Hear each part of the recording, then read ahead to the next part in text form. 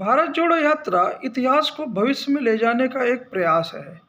47 के पूर्व ब्रिटिश साम्राज्य में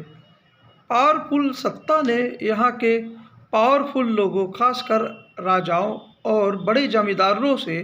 एक ऐसा पॉलिटिकल गठजोड़ किया कि अनफेयर ट्रेड के जरिए यहाँ की जो वेल्थ है वो इंग्लैंड ट्रांसफ़र होने लगी, जिसने बहुत ही ज़्यादा आर्थिक विषमताओं का जन्म दे दिया।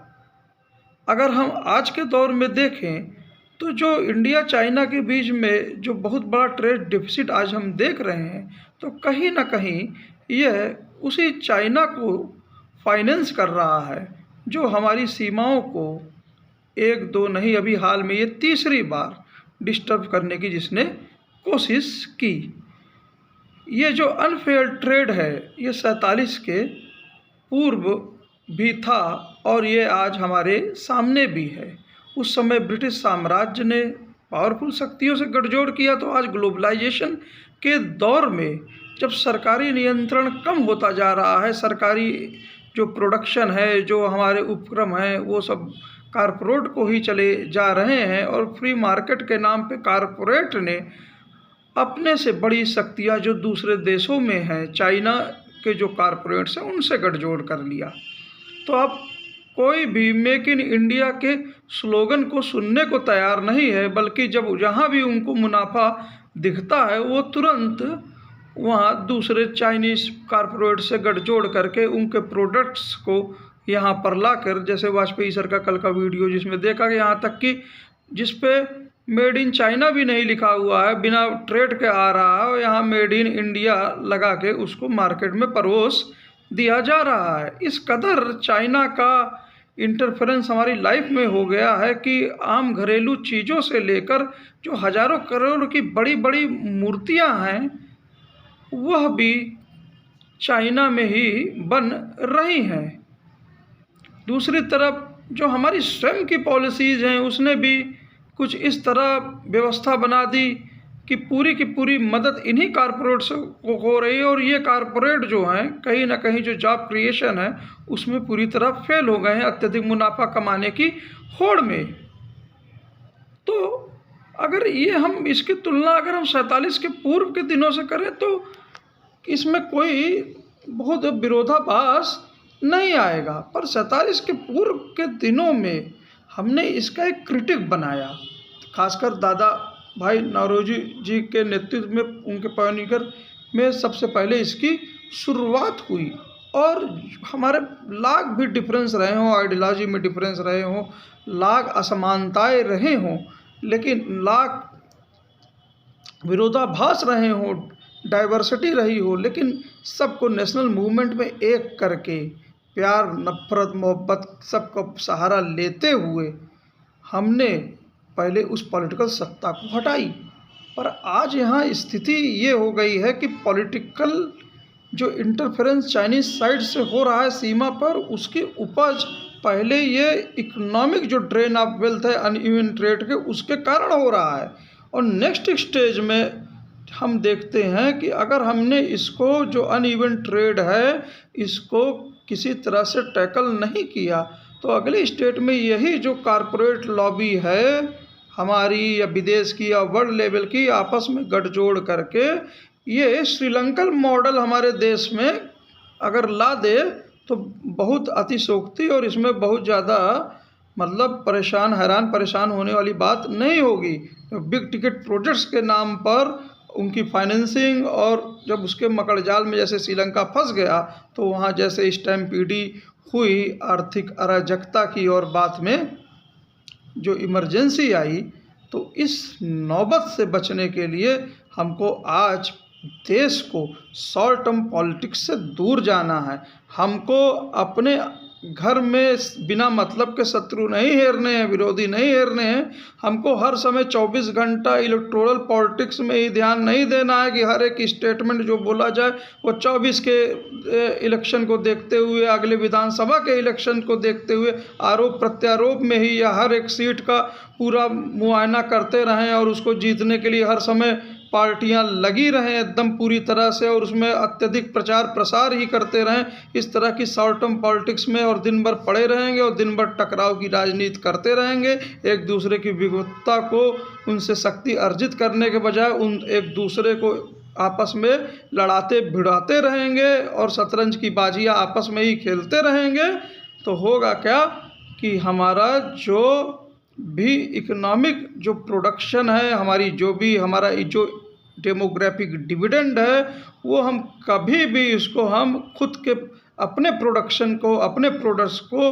उसको कम्पिटिटिव नहीं बना पाएंगे चाइना के मुकाबले। आज की ग्लोबलाइजेशन की स्थिति में हम पूरी तरह से किसी भी कंट्री के सामानों का पूरी तरह से बहिष्कार भी नहीं कर सकते हैं स्वदेशी आंदोलन के तर्ज पर। तो आज उन चीज़ों को हम उनके स्वदेशी आंदोलन के मूल्यों को हम आज के दौर में तभी ले पाएंगे जब हमारे देश में नफ़रत का माहौल और जो टकराव की राजनीति है ये सब न रहे, देश में एका रहे। और हमको एज अ कंज्यूमर सोचना पड़ेगा कि हम झालर तक ही या स्लोगन तक ही, दिखावे तक ही चाइनीज़ प्रोडक्ट से परहेज न करें, बल्कि हम देखें कि इसके मुकाबले कौन सा इंडियन प्रोडक्ट है, थोड़ा अगर महंगा ही है लेकिन तो हम उसको लेने की कोशिश करें। कंज्यूमर लेवल पर, मीडियम दुकानदार लेवल को पे भी जब वो कोई प्रोडक्ट बेच रहे हों तो उनको साफ तौर पे कंज्यूमर को बताना चाहिए कि इंडिया मेड है, ये चाइनीज़ मेड है, और उनको प्रोत्साहन भी इनफॉर्मल वे में देना होगा। गवर्नमेंट को भी जिस हिसाब से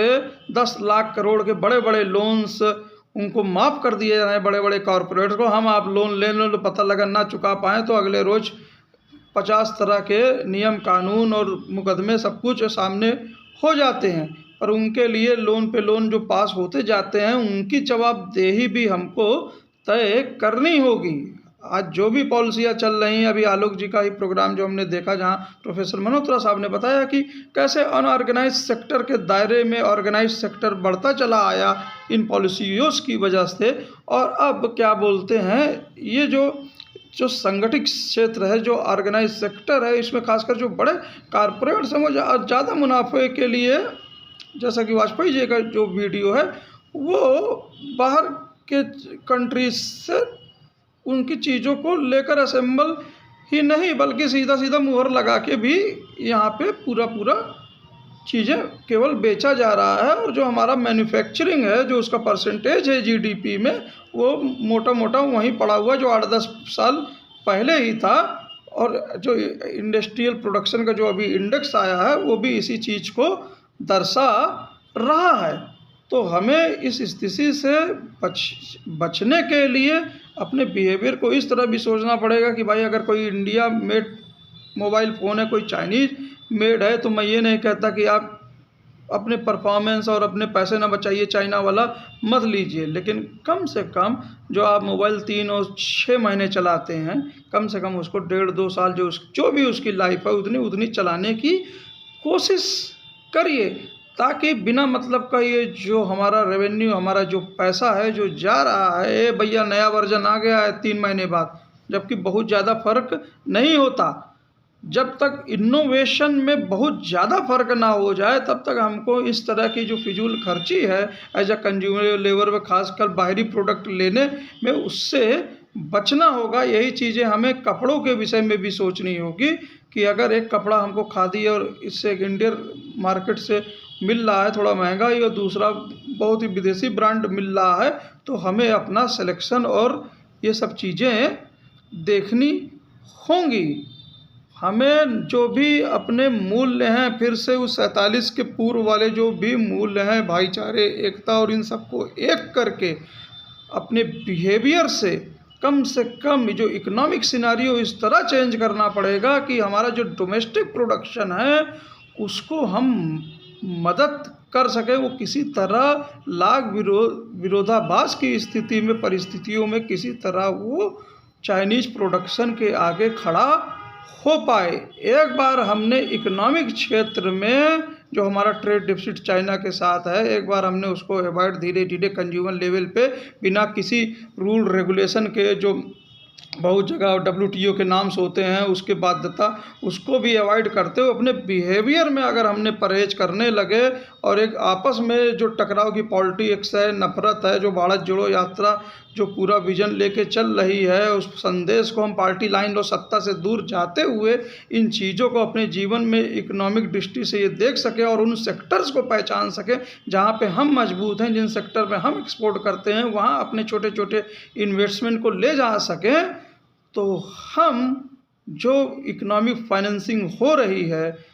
चाइना की, और जो वो हमारा मिसयूज जो उसको कर रहा है हमारी सीमा को डिस्टर्ब करके, वहाँ पे हम उसकी रीढ़ की हड्डी वहाँ पे हम तोड़ सकते हैं। और ये तोड़ना बहुत ज़रूरी है क्योंकि हमको हमारी सेना पे फ़ख्र है और उसके साथ कंधे से कंधा मिला के चलना है। और सबसे बड़ा जो हम कर सकते हैं वो हम देश में एका बनाकर, खासकर कंज्यूमर लेवल पर बड़ी बारीक नज़र से ये सारे डिसीजंस हम ले सकते हैं। Thank you sir.